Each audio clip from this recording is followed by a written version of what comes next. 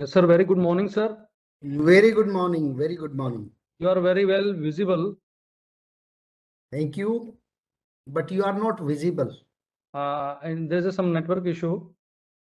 So Okay. I'm trying it in the system. Now you are looking good. Okay, nice. Namaskar. Nice, sir. Thank you so much. And I can see your smiling face, sir. And Dr. Kulwinder is also there from our. I tried to connect you yesterday also, but I think you were busy somewhere. It happens so because every time I get some call here and there and I have to attend. So these are Sure. problems basically. In online mode, you see, we have to attend multiple calls and programs also. Yeah, so, of course. Rather we get more.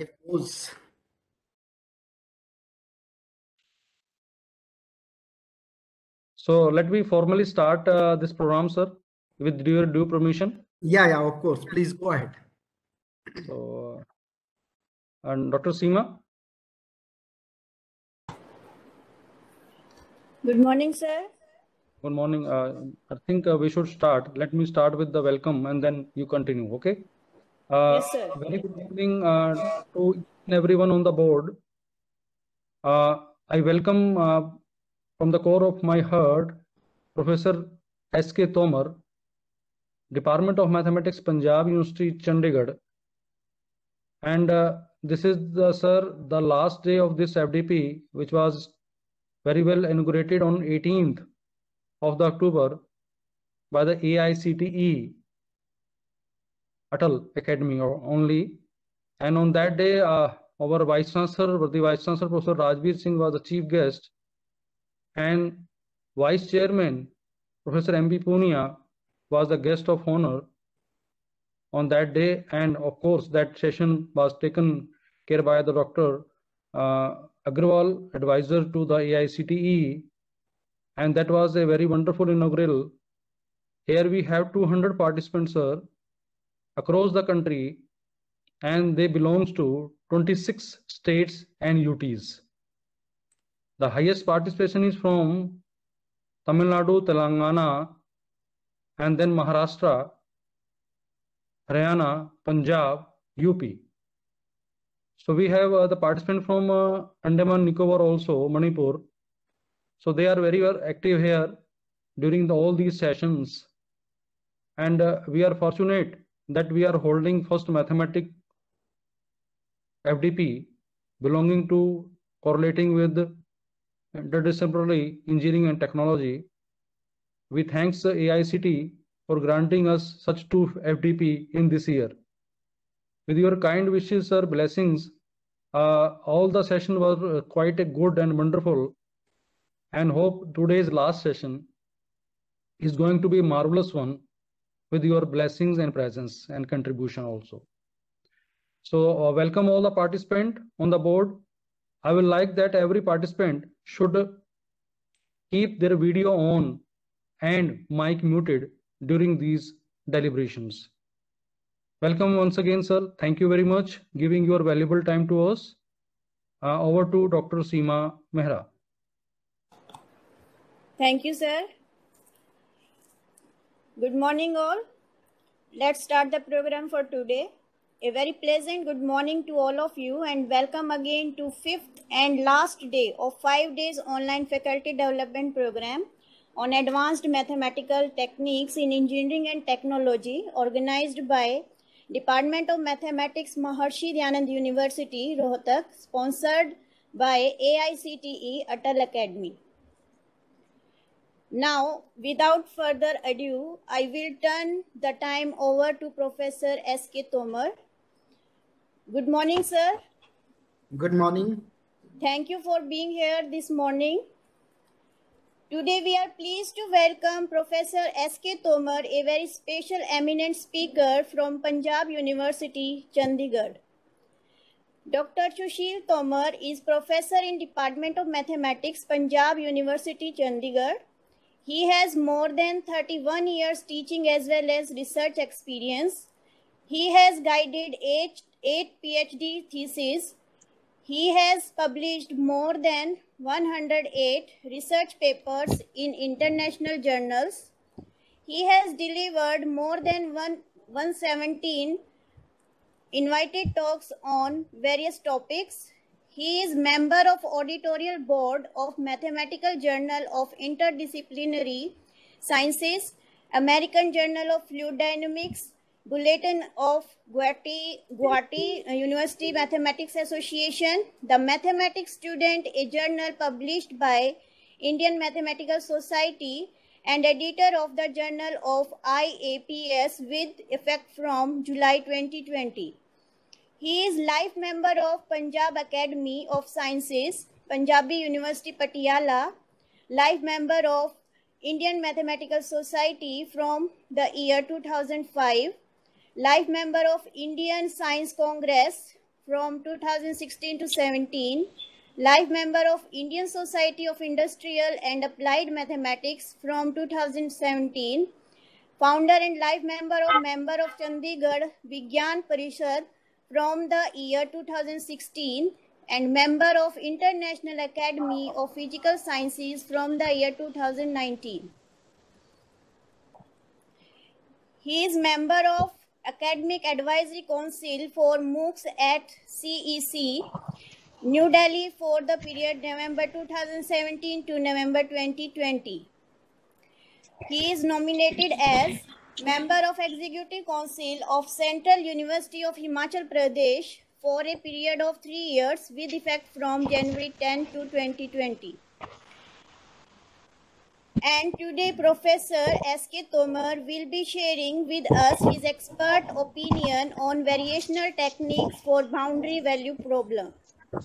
With that, I ask that you all give your full attention to Professor S.K. Tomar and help me in welcoming him to the board.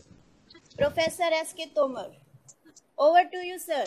Welcome, sir. Thank you, Dr. Seema, and good morning to all the participants who have joined from different parts of the country here at Maharishi Dayananda University, Rohtak. As I was informed by the organizers that around 100 participants are taking part in this faculty development program. So 200. Nice 200. 200. Sir. Oh, very nice. It's a great number. And I must congratulate the organizers that who have made so many efforts, and the participants who have joined from different parts of the country to a kind of refreshment in the field of mathematics, particularly related to the advanced engineering problems and their solutions. So it's very glad to know that such a participation in this conference has been arranged by the organizers. And as you are well aware that I'll be talking about some variational techniques to solve some boundary value problems. You know, initial value problems and boundary value problems are integral part of our day-to-day life. Why I'm saying like this? The simple example is that all we are here have degrees of freedom, but all degrees of freedom are restricted. Restricted in the sense that due to the norms of the society, we are being given some directions by our elders, our ancestors, that this is how you have to live in the society, and you have to develop the society, and you have to take forward this society with these norms. Although time to time, the norms of the society, they somehow, somewhere they becomes relaxed, somewhere they becomes more restricted. This is how the life goes, and we basically call that we are developing, the human society is developing, and the whole world is developing. This developing aspect doesn't mean that it is the only technological and industrial development. It is the development of personality of human being, the personality of the society, the personality of the country, and the personality of the whole world. The main important thing in this whole development is the interaction. And the interaction has different kind of means like the one which we are having right now. I am sitting here in Chandigarh and you are sitting there at different places. Even then we are making some connections, and that connections is again restricted and controlled by some instruments, some logistics, and so on. All these things are known as the restrictions over the whole system, over the whole communication system. Now I come to the point where I want to explain the initial and boundary value problem. Keeping this whole example I just had with you, you see that in physics and chemistry, that means I am talking about the sciences. Doesn't mean that I'm just restricted to physics and chemistry, but all type of sciences. They are doing some real world problems. They are just addressing some real world problems. But all the real world problems, as I told you, are restricted by some conditions. Somewhere they are defined at one point only, and somewhere they are defined by more than one point. Whenever the problems are defined at one point only, it is called initial value problem. And whenever they are defined at more than one point, they are prescribed at more than one point, they are called the boundary value problem. You see, wherever you are sitting now, wherever you are working now, every institution has its own calendar, own rules and regulations. Those rules and regulations are basically the boundary conditions of that institution.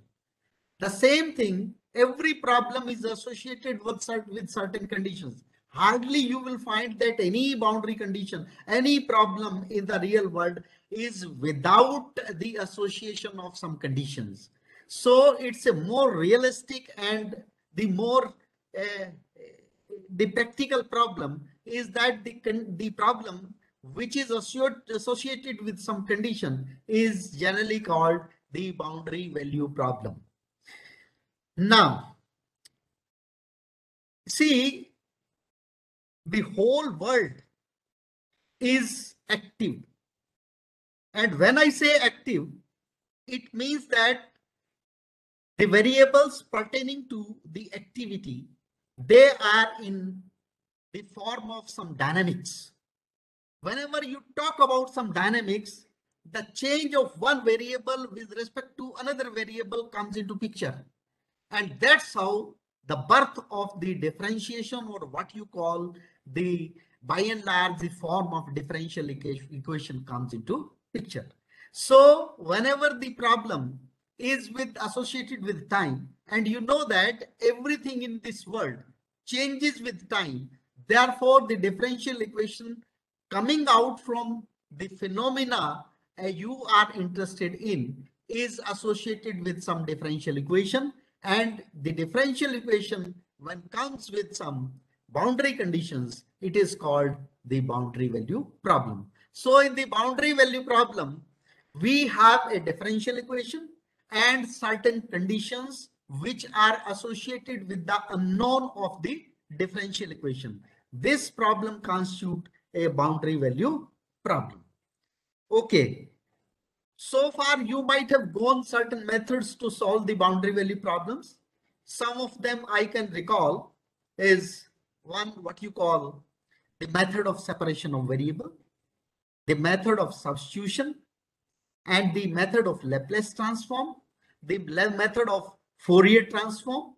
I think these methods are very familiar to solve the boundary value problems, and you might have seen that in these methods, you come across some mathematical tools and the mathematical concept which are already proved in the literature, and you enjoy the application of these methods to get the solution. Now there are two things. One is the problem and other is the solution. You know that when the solution satisfies the differential equation, you call it that the solution is of the differential equation is fully satisfied by the differential equation, and it is the exact solution of the differential equation. All right. As far as the interpretation of the solution is concerned, that is very, very important. What impact of the different variables are giving the shape, the change, or the kind of influence to the whole phenomena is the purpose of finding out the solution of the boundary value problem. You got my point? My point is, when you find out the solution of a differential equation, actually you want to look into the phenomena out from where the differential equation was formulated. For example, a fountain is running. You know, fountain is running and the droplets of water are coming out from one point and spreading in around the point in all directions. This is how the fountain is working and you can visualize it.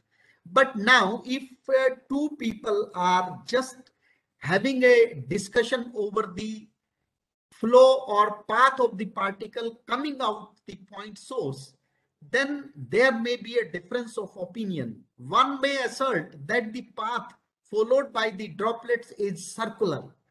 The second one, he or she may claim, no, it's not circular, it is parabolic. Third, if there is, can claim, no, it's not parabolic, it's hyperbolic, or something like that. So now the question comes, how to decide it? How to decide it and how to verify it? So it is mathematics which can give you the complete answer of the whole phenomena. And what is that? You have to develop first the differential equation from the phenomena. That means the running of fountain. And once the differential equation is obtained, if there are some natural conditions occurring from the phenomena, you will put at certain points and you will see that the domain of the differential equation where the solution of the differential equation will exist, you have to verify from the theorem which is called the theorem of uniqueness and existence and uniqueness of the theorem, which particularly involves the Lipschitz condition.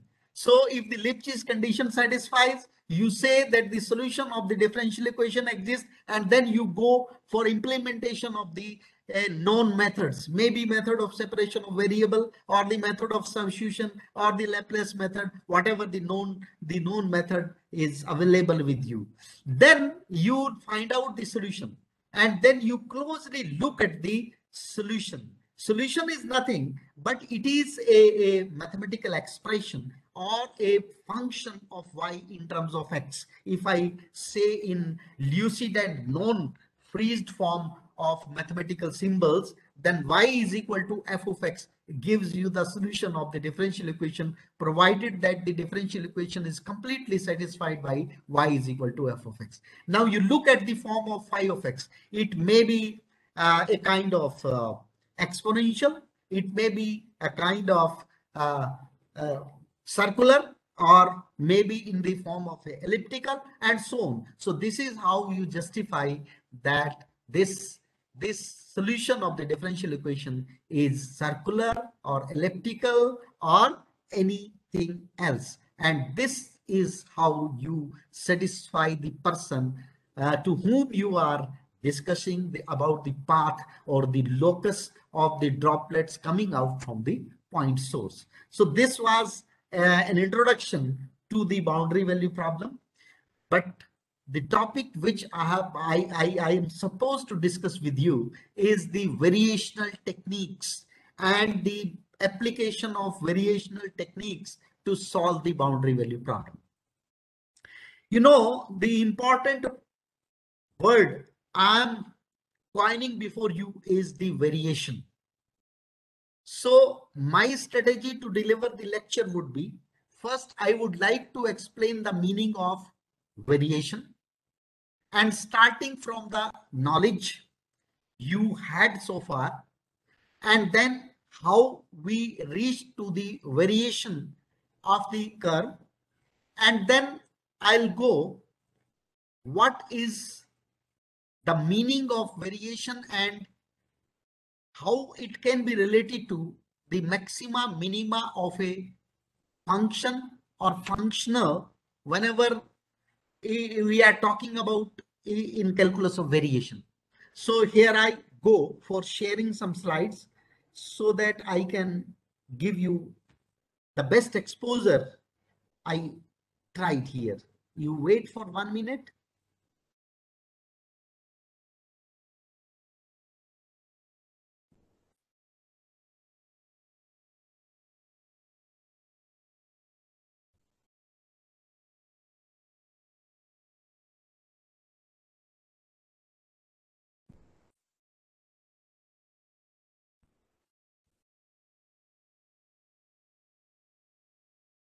Okay, is it visible to all of you? Yes, sir.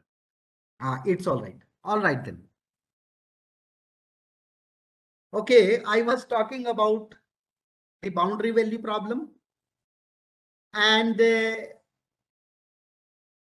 you see, I was talking about the real world problem and the mathematical translation of physical phenomena comes out in the form of differential equation.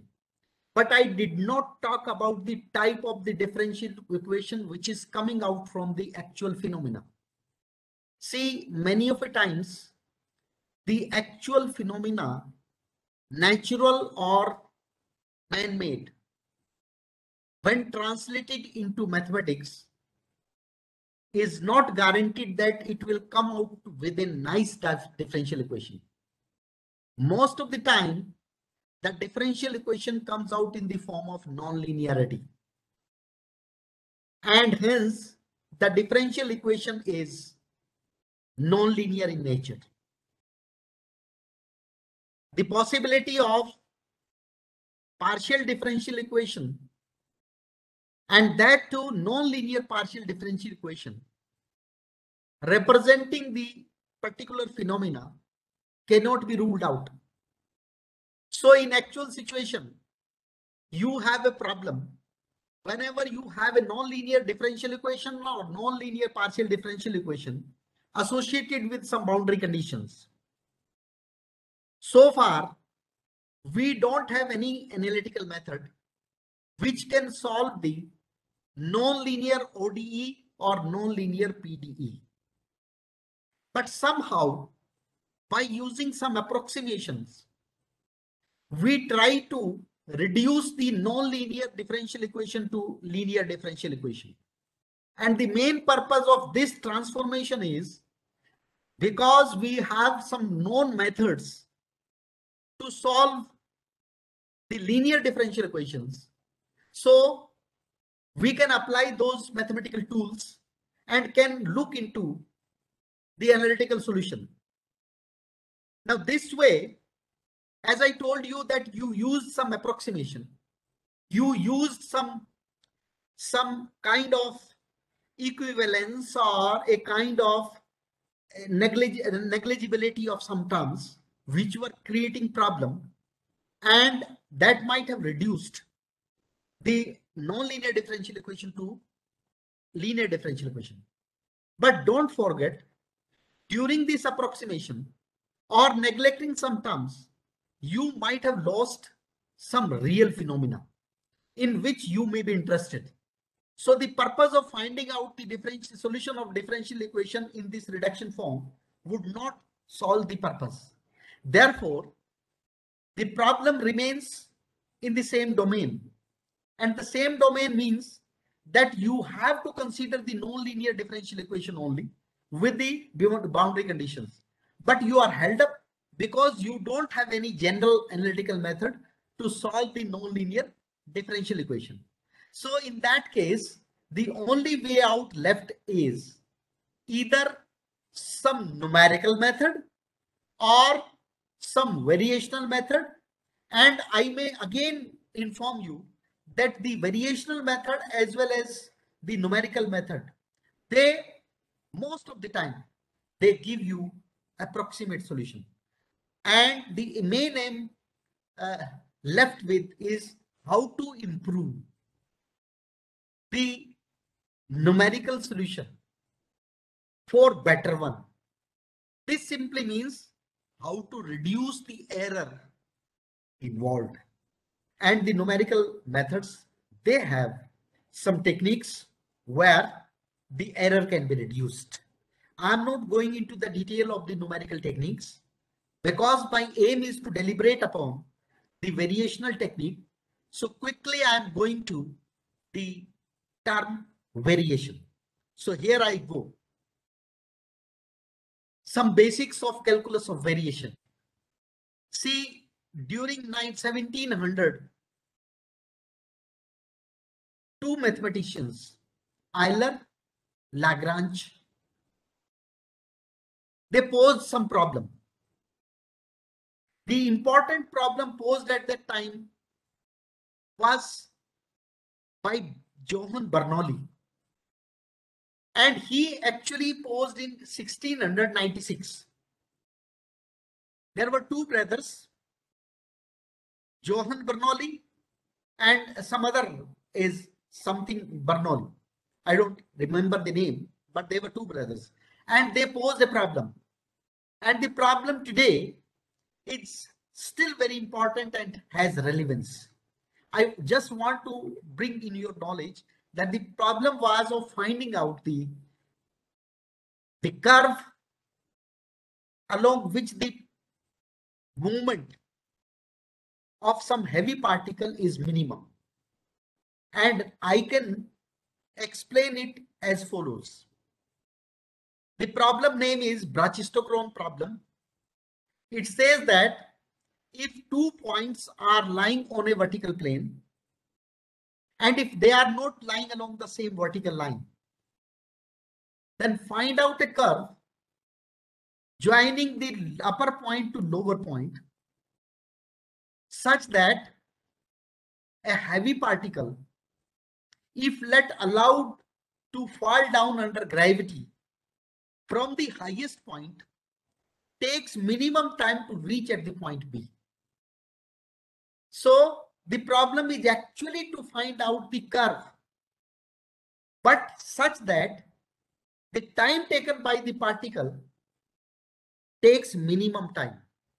So this was actually the problem of maxima or minima.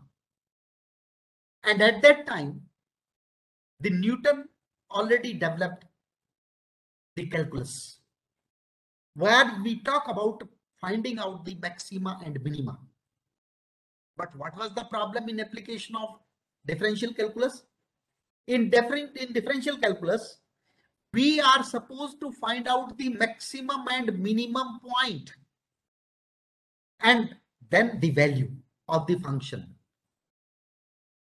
which takes the maximum value or minimum value at those points. So if the function takes maximum value at certain point, the point is said to be the maximum point, the point of maxima. And wherever the function takes minimum value, you call it as a point of minima. And it was the knowledge so far at that time Newton provided to the then mathematicians. But actually here it was a different kind of problem. You were looking for time minimization and you were not interested in finding out the point. You were interested in finding out the curve joining 2 points.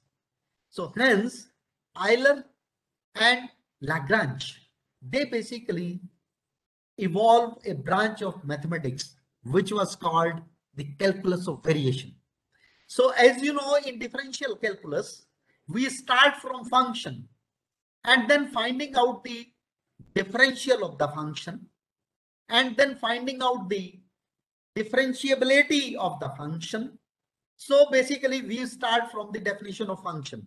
And you know that function, if two non-empty sets are there, one may be a set A and other may be a set B. And we say that if each point of A is connected under some rule to some point of B, then we can define a function. And then the Taylor's theorem came into being, Maclaurin theorem came into being. So all these points were there.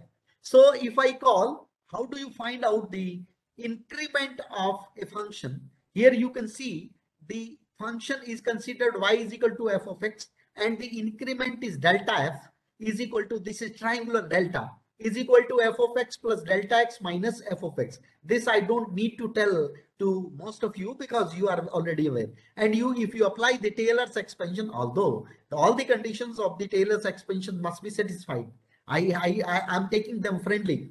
And therefore, you can see that this increment can be expressed in terms of df by dx, delta x plus d2f by dx square, delta x square by factorial t, and so on. Okay, you are very well familiar.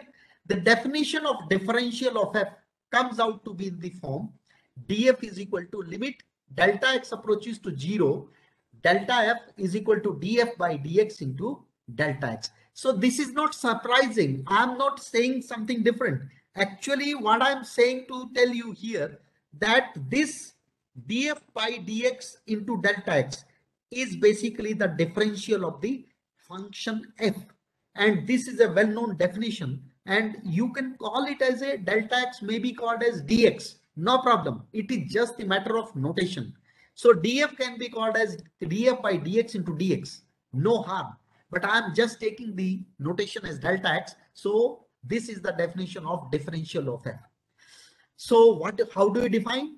We define that the differential of f is nothing, but it is basically the linear part in the expansion of increment of f, which is linear in delta x.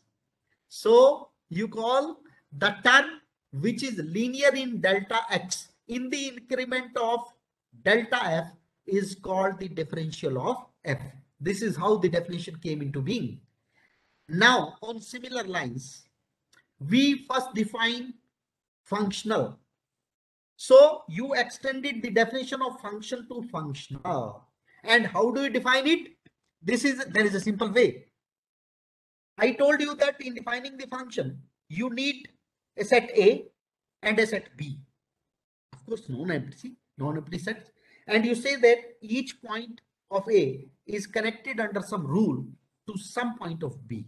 And you can define a function y is equal to f of x. X belong to A, right? And y belong to B. You know that this is called domain and codomain or range. And these are the some elementary concepts. Now, but if I say that the set A, instead of containing the points, if it contains set of functions, they may be set of continuous functions, maybe set of continuous functions and admissible curves also. Admissible means that the property, if one curve is following, the second curve should have the same characteristics, same property. The third should, for example, if first function is continuous, the second one should also be continuous.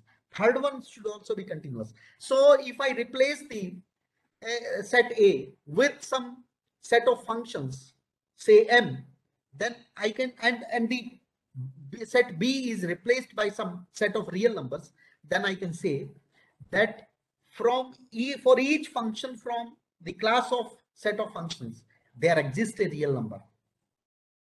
And that can be connected through some certain rule. So this kind of function defined over the set of functions is known as functional. So we can also call that functional is nothing, but it is a function of a function. Function of a function. And here you see that it is defined by j, and it is a function of y of x. And let's suppose y of x is changed to y of x plus delta y of x. Here we are talking about a different delta. It is a canonical delta, and I'll try to explain the meaning of this, the delta y. So in case of functions, you changed x to delta x. But here, because j is a function of y of x, you have to change y of x to some delta y of x, where delta y of x is the vertical distance displacement of the curve y of x. You can understand the meaning of vertical displacement. So if you have a two-dimensional plane, vertical two-dimensional plane, you take 2 points A and B, you can find a curve. Yes, you can find another curve joining these 2 points. Now the vertical distance, you take a corresponding point on the 2 curves, and the vertical corresponding point vertically, the distance between this vertical line of the 2 points is a vertical distance. It is called the variation of y and is denoted by delta y. And we introduce a y alternative function that, let me call this y of x plus delta y of x as capital Y of x. Okay. Then I am taking the increment in the functional, and that has been defined parallelly as in case of a function j y plus delta y minus j y, which can be written as j capital Y minus j small y, because capital Y you give the notation to this y plus delta y. Now, if eta of x is an arbitrary differentiable function, I'm not going into the detail much, but I'm just telling you that the term which is basically the linear in eta alpha or linear in delta y, in the increment of delta j, in the increment of functional j, here this must be j, it's not f, it's j, delta j, then it's called the variation of the functional. There it was called differential of the function. Here it is called variation of the functional. So this is wrongly written here.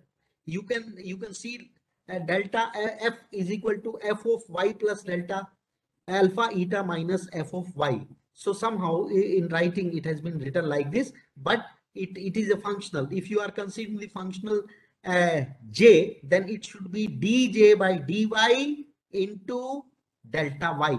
Eta alpha is nothing but delta y. You can see here, eta alpha is nothing but delta y, and y and eta, they belongs to admissible sets. So by definition, this delta j is nothing but dj by dy into delta y, yeah, eta alpha. So you can call that this variation in functional is nothing, but it is the linear term which is linear in delta y in the expansion of increment of j is called variation. So this is how we define the variation. There is another way of defining the variation in functional, which is equal to d by d alpha j of y plus alpha eta at alpha is equal to 0. It is a simple thing you can find out in some books, known books of calculus of variation, that there is an alternative definition of defining the variation of a functional in terms of one parameter family of curves, where at alpha is equal to 0, you can recover the original curve, and alpha is at another point of alpha, the curve would remain a proxy curve or a neighboring curve. So anyway, this is a mathematical concept and nothing more than that. But we have two important theorems. One theorem which I am giving here is a well known to all of you, and the second theorem is a parallel to the theorem 1. The theorem 1 says that the necessary condition for the function y is equal to f of x to have an extremum at a point x is equal to x naught is that its differential must vanish at the point x is equal to x naught. And you know that this theorem you are using for finding out the maxima and minima of a given function. Now I am creating a parallel theorem for functional. The necessary condition for the functional j to have an extremum at the curve, it should be along the curve y is equal to y cap, is that its variation along the curve y is equal to y cap must vanish, So this is the same thing as in case of the differential calculus. There you said that the first differential should be equal to 0 at the point. Here you say that the first variation should be equal to 0 along the curve y is equal to y cap. For all y is equal to y cap, and for all admissible variation eta, because eta basically give you the change from the curve to the neighboring curve. Now there is one other important stemming from this concept or from this theorem. We call this a simple problem because it involves the minimum things. I'm taking a functional which is from a to b, integral from a to b, f of x comma y dash dx. And I'm saying that y belongs to c to a comma b. So it means a second differentiable continuous curve, and f is given function that is twice continuous differentiable on this a comma b cross R2. In order to uniquely specify a minimizing curve, we must impose suitable boundary conditions, and any type of boundary condition, including Dirichlet or Newman type boundary conditions, may be prescribed. And let us suppose that the Dirichlet boundary conditions are: at the point A, the value of y is equal to alpha, and at the point B, the value is beta. Now you were thinking at this point that I started my lecture from the differential equation, but I am talking about something different here. I'm considering an integral, and I'm talking the integral with certain boundary conditions. I would like to connect these two concepts later. You just see before going to that point. So there is a functional which is associated with some boundary conditions y at a and yb. My aim is to find out the extremal of this functional satisfying these two boundary conditions. Okay, when I say extremal, it means that I am interested in finding out a curve along which j is extremum. It may be minimum or it may be extremum. Okay, here I'm just stating the theorem directly without going into the proof, because the proof is simple and you can find out in any of the book. If a function y provides a local minimum to the functional j, then y must satisfy this equation. Curly f by curly y minus d by dx of curly f by curly y dash is 0. Actually, this condition is the outcome of the result of theorem 2. In theorem 2, we stated that a functional will have maxima or minima at the curve or along the curve where the variation of the functional is equal to 0. So the theorem was saying that delta j must be equal to 0 along the admissible curve y is equal to y of x. I applied this condition only, and I obtained that the delta j is equal to 0. The condition is equivalent to the differential equation curly f by curly y minus d by dx of curly f by curly y. But this is true when you take f in this form. Sorry. This is true when you take f in this form. And you can see that this equation is called Euler equation or Euler-Lagrange equation. Later, I'll call it as EL equation. And this is a second order differential equation. Now you can think of that the integral which I was considering has reduced to a differential equation. And this differential equation is associated with some boundary conditions which were given earlier. So I am not away from the point. I am with the differential equation and associated with certain conditions.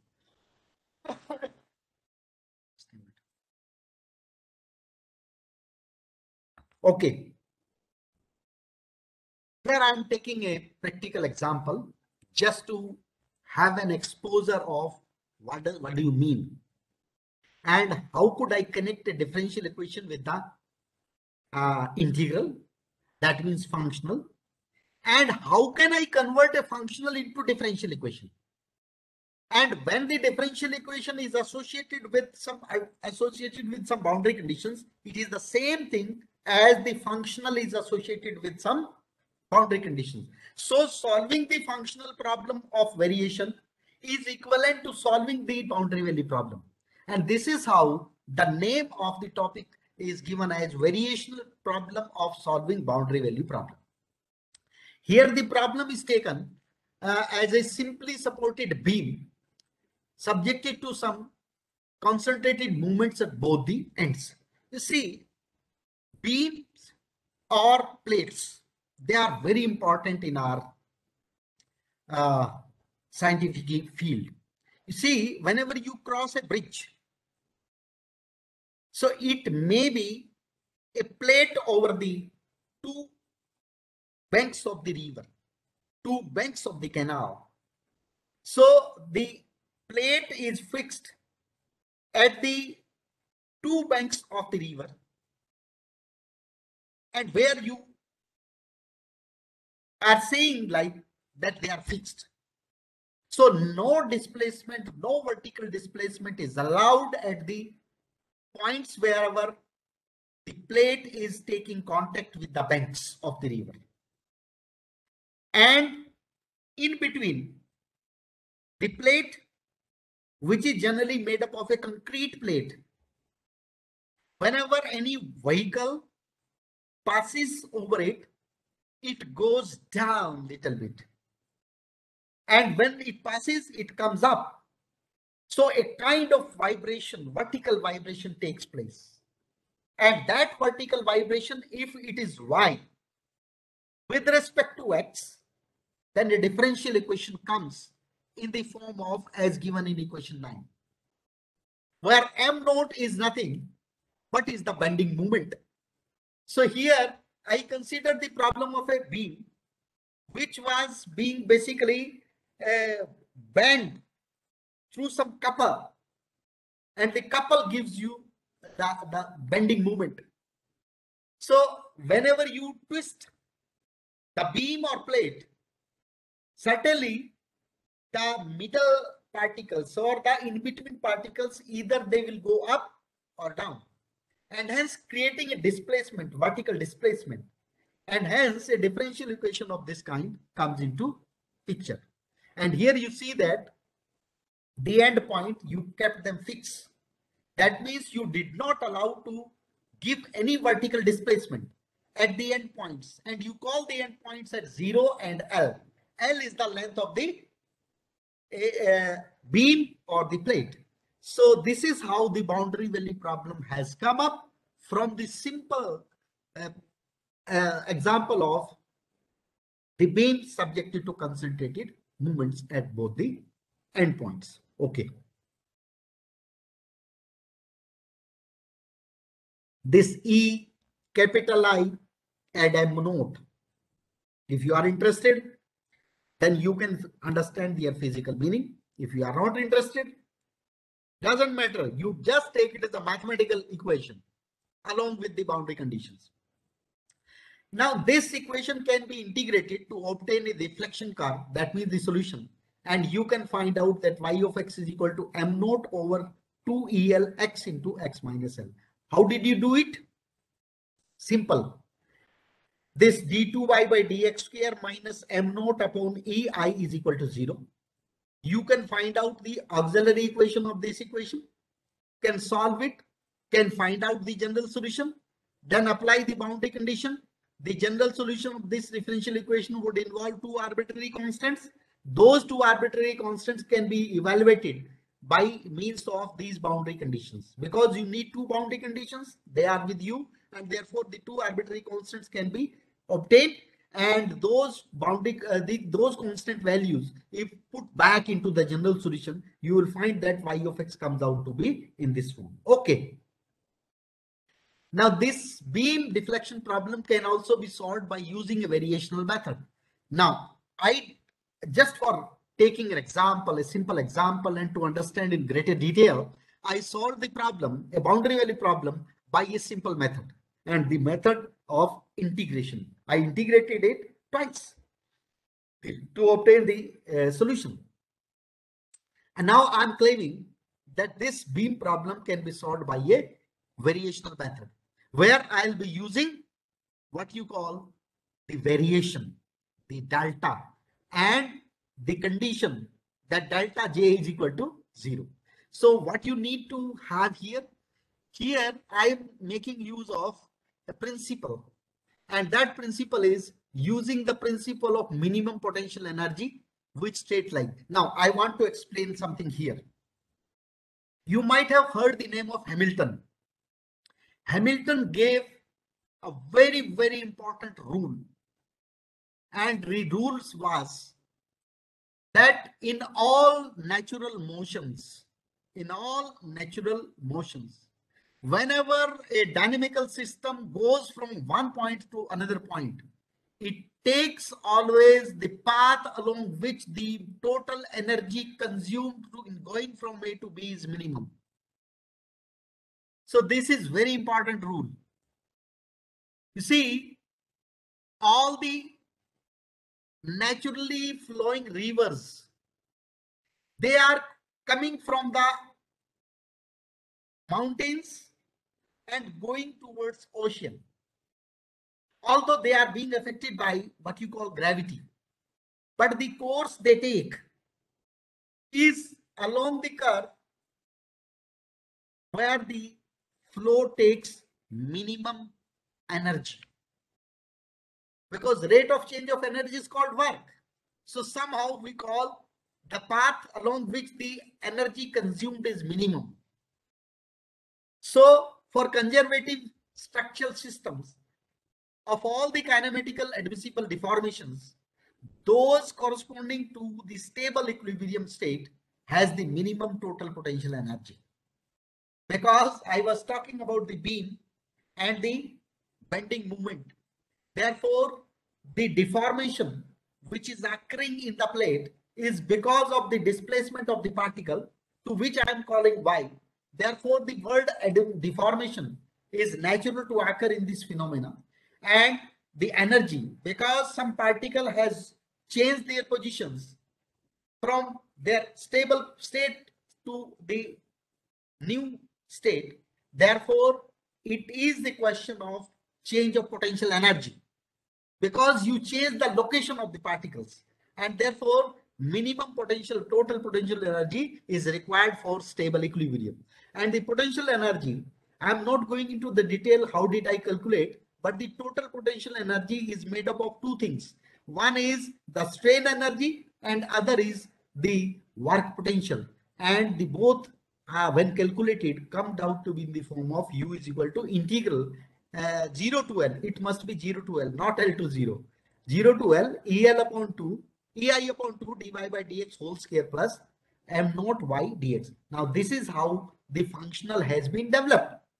So in this functional, you see that y dash and y are occurring, but no x, So here f is given by EI upon 2 y dash square plus m naught y. I am talking dy by dx as y dash. So you are at the problem of calculus of variation where you are calling functional. So you have developed a functional u in the form of containing y and y dash. And you know, to minimize this functional j, because the stable equilibrium demanding that the minimum, the potential energy should be minimum. So therefore the condition which is called EL equation, Euler-Lagrange equation has been applied. And you see that when you apply it, it comes out to be from this equation. When you solve everything, you find out y comes out to be in this form. Yes, this is a second order differential equation. Therefore, this would involve two arbitrary constants C1 and C2, which can be solved using the two boundary conditions y0 is 0 and yl is equal to 0. And this is how C1 and C2 has been calculated, and you obtain y in this form, which is the same solution as you obtained by the method of integration. So that's why the variational problems are important, because you are finding out the same solution. But I did it for linear differential equation. The method works well for the non-linear differential equation, But in that case also, I cannot guarantee, no one can guarantee that the solution obtained would be exact one. In some cases, you need to find out or you need to apply some approximation, and therefore many of the times, even in variational technique, you will find that the solution is approximate but better than the other methods. Now I come to the Rayleigh-Ritz method. Basically, my purpose was to tell you the Rayleigh-Ritz method particularly, and the Galerkin method, which are being used today. But to come to the Rayleigh-Ritz method, I need to give you an idea of variation and how did the calculus of variation came into being and how the method is important even today and is relevant. So here, the problem is, here is a functional. I'll explain you how could you connect the differential equation to a functional. Although I have pointed out you that any differential equation is a EL equation of some functional. So you can write a functional, equivalent functional for a given differential equation, or a functional can be written an equivalent differential equation. So that's why the differential equation can be converted into a functional, and the functional is J, which the problem is that we want to minimize it. We want to minimize it. So the problem here says that we will consider the functional problem this, which state that a functional J has to be minimized, and the functional J is of the form of x comma y.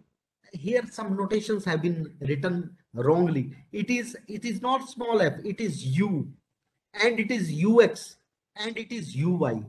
So somehow I don't know, I wrote it, but I don't know how come it has happened, because somebody else has typed it. So that's why a problem has occurred. But it is f of x comma y comma u comma ux. Ux means partial derivative of u with respect to x. Uy means partial derivative of u with respect to y. So I am considering x and y are independent variables, and u is a function which is a function of x and y, and ux and uy. So u is a function of x and y. In Rayleigh-Ritz method, we select a linearly independent set of functions called basis function un and construct an approximate solution 11 given in this form. Yes, this is important, and I want to explain this. 12. How did you assume that this is the solution? See, the basic idea came from a very important observation of mathematical functions. And what was that? Whenever you solve a differential equation, you will find a function, and the function in general is y is equal to f of x. Now think over f of x. So far, you just run your mind. F of x may be a polynomial, may be a trigonometrical function, may be an exponential function, may be hyperbolic functions, isn't it? Or maybe logarithmic functions, or a similar kind of things. These are the possible you can think of. But think little bit more. Every trigonometrical function, every hyperbolic function, every exponential function, every logarithmic function can be expressed in terms of series. If they can be expressed in terms of series, so the best way is, can you assume the solution of a differential equation always in the form of a series? Initially, you will not have an idea what would be the coefficient of the series. And that's how the approximate solution has been considered in the form of a series. And that is u naught plus n is equal to 1 to capital N, a n, u n. And that I am considering a finite series. Now, I'll deliberate upon what type of u should be there and what type of an should be there. If an where these are the unknown coefficient have been chosen properly, and u, n, they have been taken in such a way that they satisfy the given boundary conditions, then the solution obtained in this manner would be a good approximation, So here you see u naught meets the non-homogeneous boundary condition. See, as I told you, any functional problem or any differential equation, they are associated with some boundary conditions.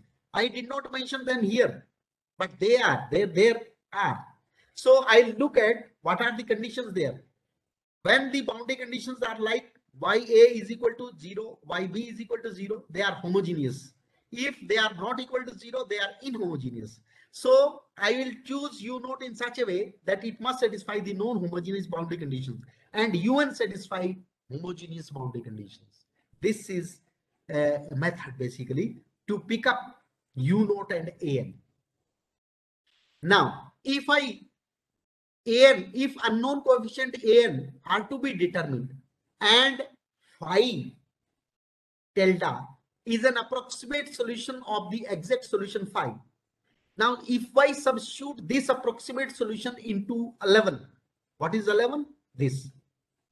So, because it is u, ux, uy, and u is approximately phi delta. So, instead of u, you write it phi delta, and you put the value of phi delta like this, and then s is basically the boundaries a to b. So this basically integral is an integral, definite integral. So by putting this value, you can integrate it, and because it is a differential, it is a definite integral, the outcome would be that the j would be in terms of a1, a2, an. That means unknown. And the minimum of this function is obtained by differential calculus. To find out the maxima or minima of this functional, you need to have, now it is no more a functional, it is a function, because only constants are being involved. Therefore, you put curly j by curly ai is equal to 0. And this is a set of equations. You put I is equal to 1, you will get one equation. Put I is equal to 2, second equation. So these are n equations in n unknowns, and that can be solved. The method of solving n simultaneous equations in n unknowns, the method of Gauss elimination may be used. The method of Cramer rule may be used. And this is how AIs can be calculated. Putting back the values of AIs, you can see that the approximate solution can be obtained for the functional problem, which is equivalent to some boundary value problem. Now, this approximate solution can be approach to the exact solution if you consider the n approaches to infinity in some sense, then the procedure is set to converge to the exact value. Now, I'm just giving you the summary of the Rayleigh-Ritz method, and then I'll come to some example. Here it is a problem I is equal to a to b f of x comma y dash, simplest problem. And these are the two conditions, y of a is equal to ya and y of b is equal to yb. And let y is equal to y star be such a curve along which I takes minimum value. Certainly, if agar y is equal to y star, if you consider and you take the functional along this y star, then the value obtained would be minimum, and let that minimum value be m, small m. And if some admissible functions y cap is there, which on putting in the in this functional I y cap is equal to m cap, and if you observe that m cap is very close to m, then you will say that y cap is a good approximation to y star. So which is close to m, then we would suspect that y cap is a good solution, good approximation to the minimizing curve y star. Yes. And if the convergent sequence of yn cap, because yn cap has been chosen in the form of a series, is such that when n approaches to infinity, then certainly yn star would approach to m. Instead of m cap, it will approach to m. And one would incline to guess that y and cap would be a good approximation to y star. Guided by such considerations, Ritz proposed to construct a function of the form yn cap is equal to in the form of a series. This is what I was calling. And here the important thing that a1, a2, a3, an are unknown constants. U0 must be chosen in such a way that it must satisfy the non-homogeneous boundary condition. And the u1x, u2x and unx, they must satisfy the homogeneous boundary condition. So this is the method. And then you will put the approximate solution into the functional to obtain I is equal to a1, a2, a3, an function in the form of this function, on which can be solved by using differential calculus, that the first differential should be equal to 0. Then you will get a system of n different n equations in a1, a2, a3, an can be solved by any known method, and then putting back you can obtain the approximate solution. So this is how AIs can be obtained and the approximate solution can be obtained. Now here the variational principle in may not exist in some problems, such as in known self-adjoint equation. This is a caution, may be called as a drawback of Rayleigh-Ritz method.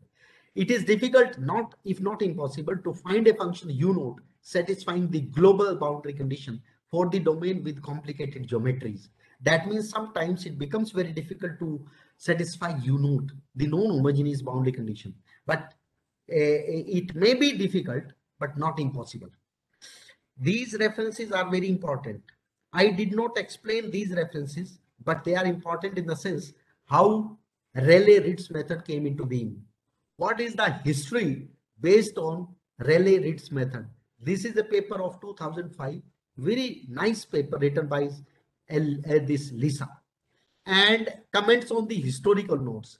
On this paper, a comment came into 2009, and this is also a worth readable paper.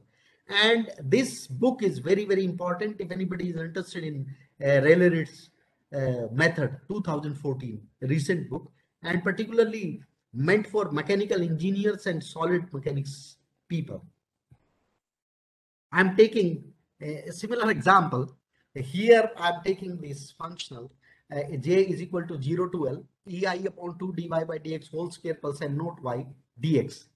Okay, and these are the two boundary conditions, and the exact solution, if you solve it 0 to L dy by dx, then by using what you call the Euler's EL equation, you can find out the solution would be this. But if you want to solve this problem by approximate method, then you have to choose the approximate solution is u0 plus n is equal to 1 to n a n un. How to choose u0 and un? Where u0 is 0. Why u0 is 0? Because there is no non-homogeneous condition. All are homogeneous conditions. Therefore, it is easy to take u0 is 0. Now the question comes how to choose a1, a2, a3, an and u1, u2, u3, un. You have to take u1, u2, u3, un in such a way that they must satisfy the homogeneous conditions. The way is that either you can choose them as a polynomial or you can choose them as a trigonometric functions. So if you choose them as a trigonometric function, then you can take them sine of k pi x. And you see, when you satisfy the boundary condition, then the n is equal to 1. Only for n is equal to 1, this is the approximate solution, where a is unknown. How to find out this unknown? You put this whole approximate function into the functional and then operate the differential, find out the value. It would be of this form, where it is involving a square, then use differential calculus, which is equal to curly j by curly a is equal to 0, and you will find a is equal to this one. And this is how the variational method works. You can choose more than one term. If you can choose a1x plus a2x square, then what would be the form of u1 and u2? They can be obtained just applying the boundary condition, and the proper form of u1 and u2 would be of the form of ax into x minus L, because you changed one constant into another. A2 has been changed into a1 And this is from here.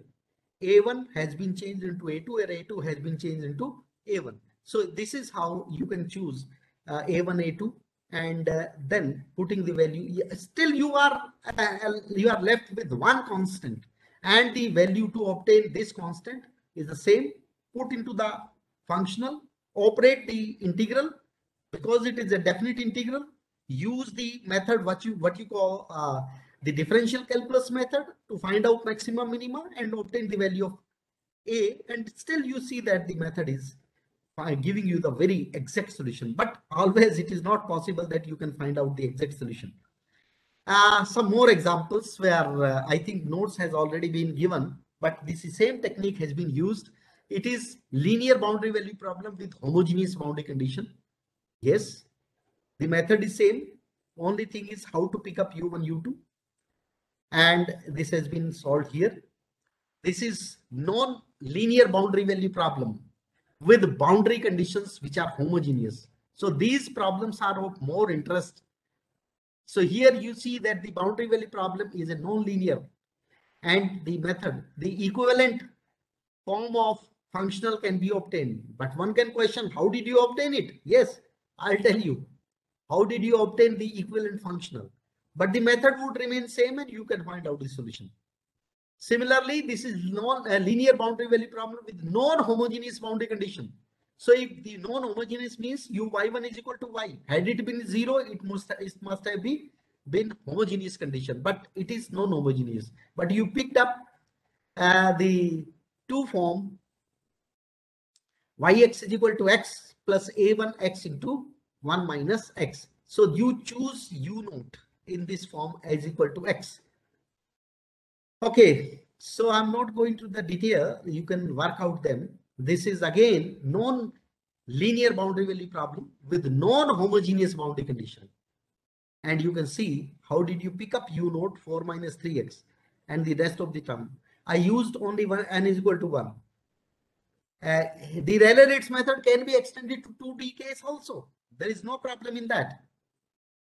Only thing is that the ux comma y has to be picked up like this, so that it vanishes for all the boundary points.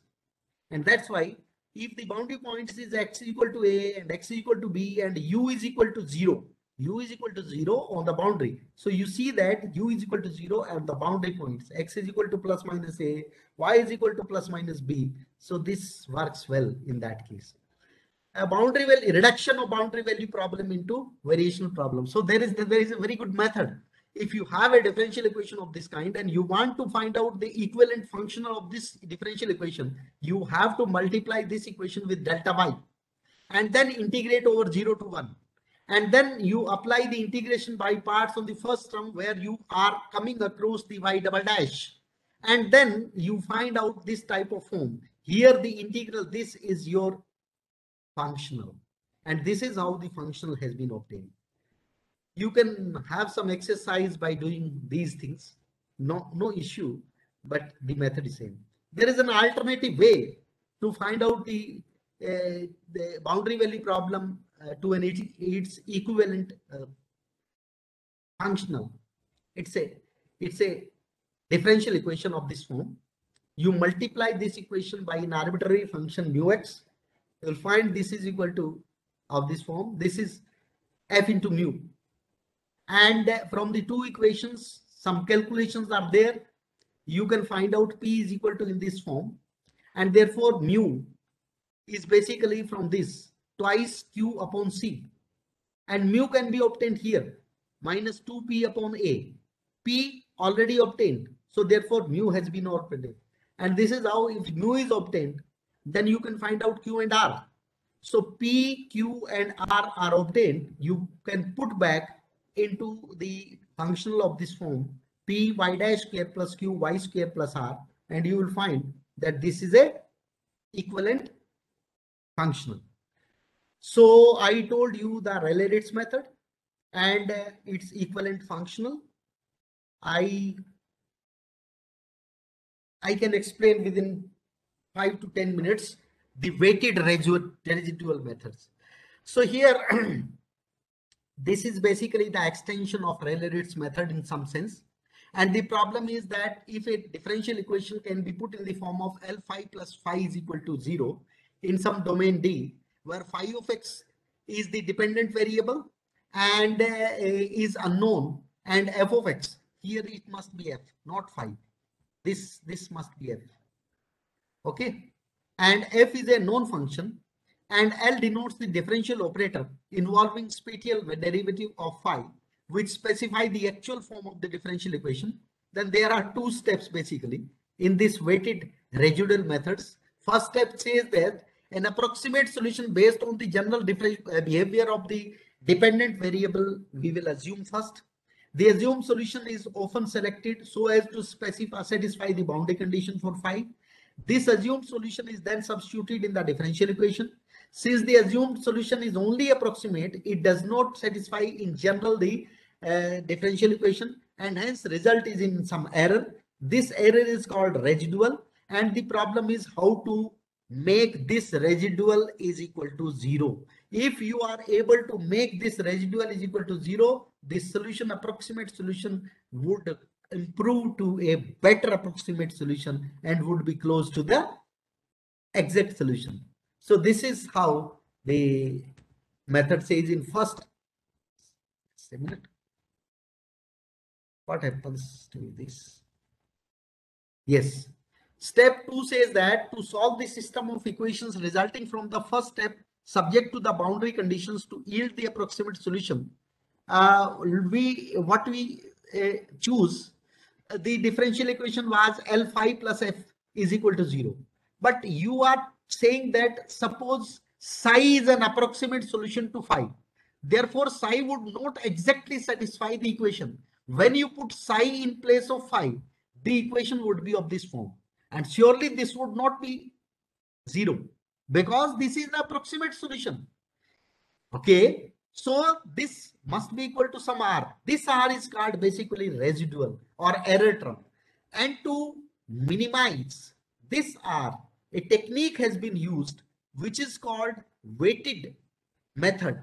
And it is that you integrate the differential equation, left part of the differential equation, with some weight function, and it must be equal to 0.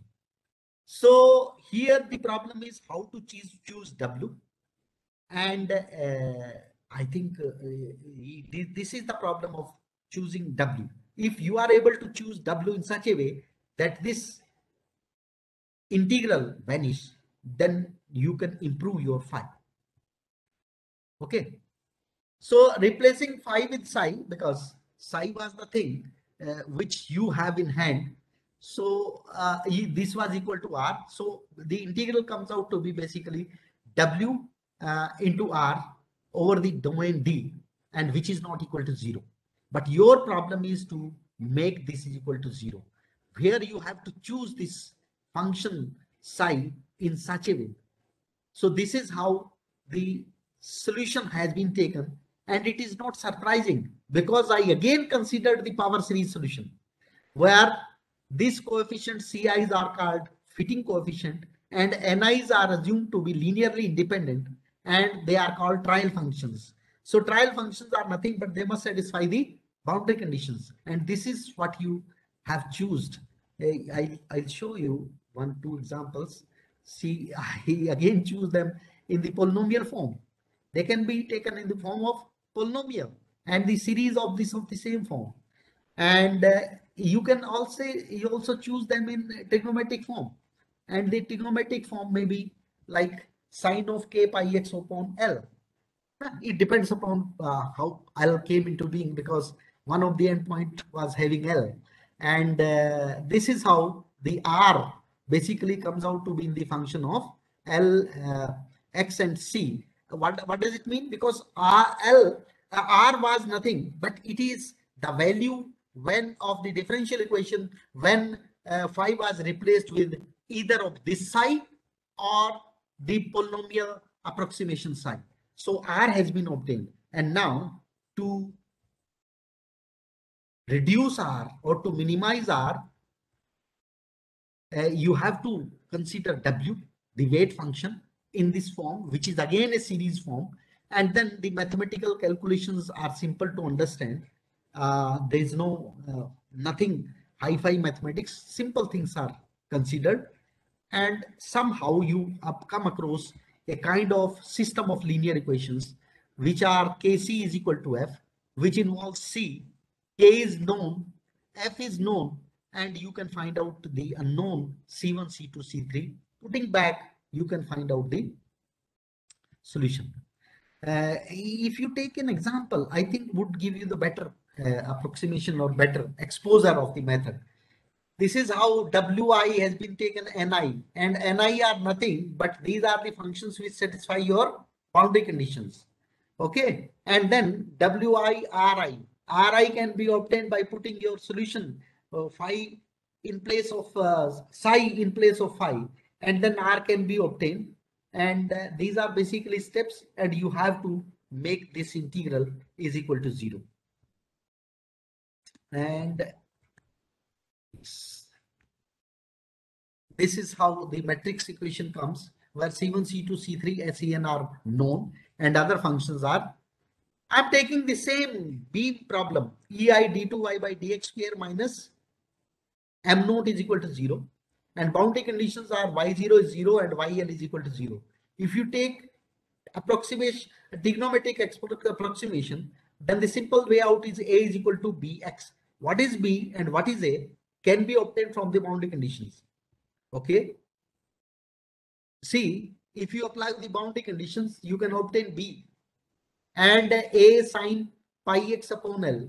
This is your n1. I'm taking only one term. And then if you put the solution, this solution, approximate solution into the differential equation, then you can obtain R. This is what I was talking about. And this R, when obtained, you go for this method, which is basically may be called as a orthogonality condition with weight functions n1 R must be equal to 0. So this is how the method works. And then you can see the integral when performed comes out to be this, and capital A can be obtained. Put back this capital A and this is the solution. Similarly, you can choose the polynomial approximation following the same procedure. Some examples on Galerkin method has been given, and I think I'm able to complete it. Somehow I could put the crux of the method before you by giving some simple examples. And I must thank you for having patience to listen me. Certainly, I know that you might be having some queries. I'm ready to answer the queries, but the method can be understood only by practice. And it is a numerical method. Why numerical method? Because the things I presented here, I consider only one term or two terms. But if you consider 50 terms or you consider 100 terms for finding out the better approximation of the approximate solution, then you need to have a big set of simultaneous equations which needs some computational software to find out the method of the to find out the value of the unknown. And therefore these methods are basically meant for what you call computational methods. And Galerkin method as well as Rayleigh-Ritz method are being used in plenty in the vibrational problem of plates and beams, and in other problems wherever differential equation along with associated boundary value problems are coming. Now, my last comment is that there are certain methods where boundary value problem can be reduced to a initial value problem. And initial value problem have lot of methods to solve them, like the Euler's method, Runge-Kutta method. These are very important methods. So if your boundary condition can be reduced to a initial value problem, and then if you apply the known methods, then you can obtain the approximate solution. But those approximate solution would not be very convincing or giving you the better accuracy in your result. So in rare cases, wherever it is possible to reduce the boundary value problem into initial value problem. One method I can point out is the shooting method, where the boundary value problem is reduced to the initial value problem and the known method can be applied. So that is also a technique to solve the boundary value problem. But here I presented only the variational technique. So thank you very much for giving your time and patience.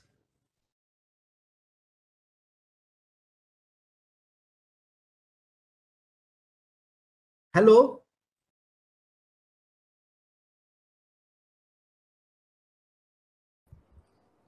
Hello. Hello. Yes, sir. Yes. Thank you so much, sir. So participants, it's time for the query session. So if you want to ask anything, you can write in the chat box or you can unmute yourself and directly ask to the sir.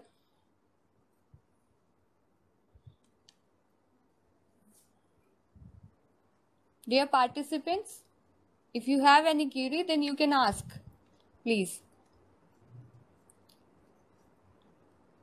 Sir, hope you can see the chat box.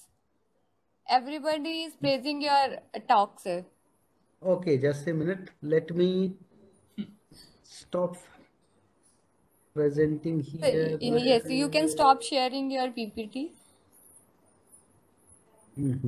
Some problem is there.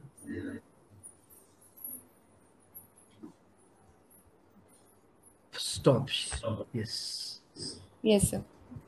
Okay, so in chat box, I don't see any question.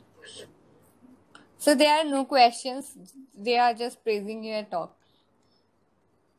So there are only two things.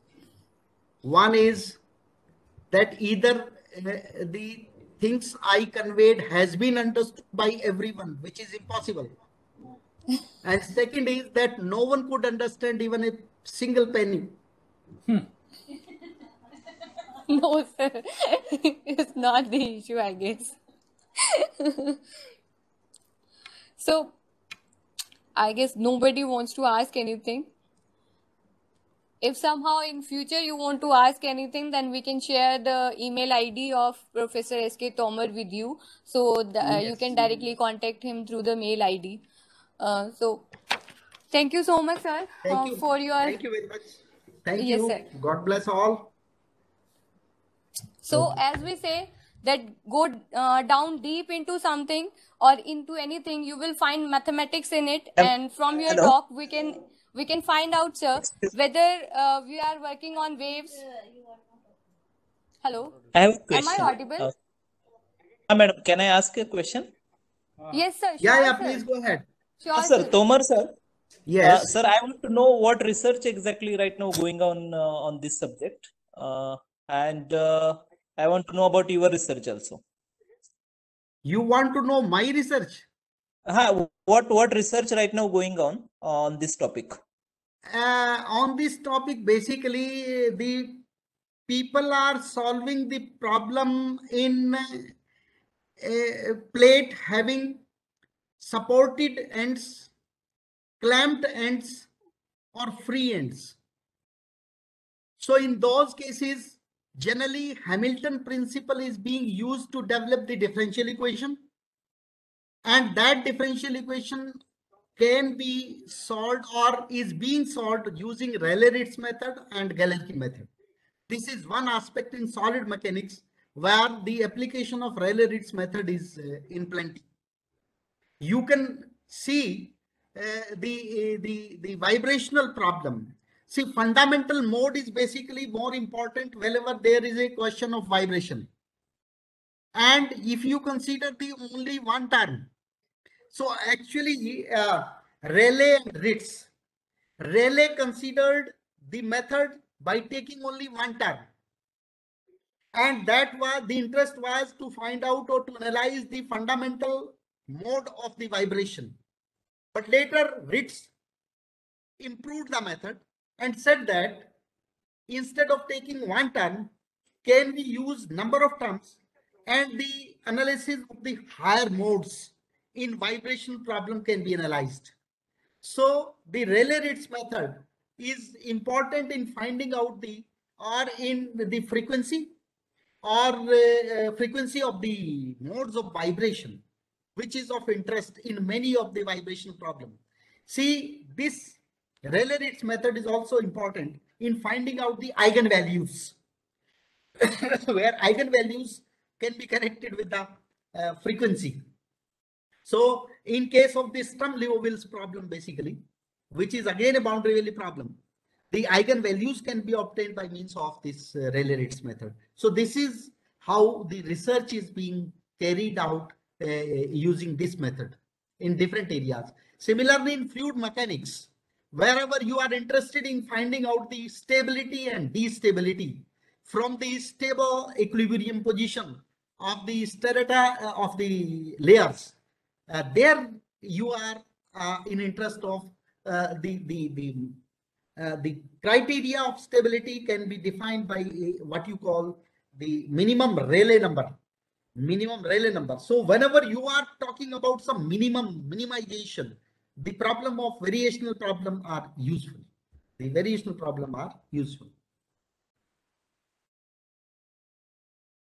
Okay, thank you, sir. Thank you, sir. Any other query from your end, participants? Somebody is asking that can this method be related to some inequalities? No. Inequalities are having no relation with variational techniques. Okay, thank you, sir. Any other query?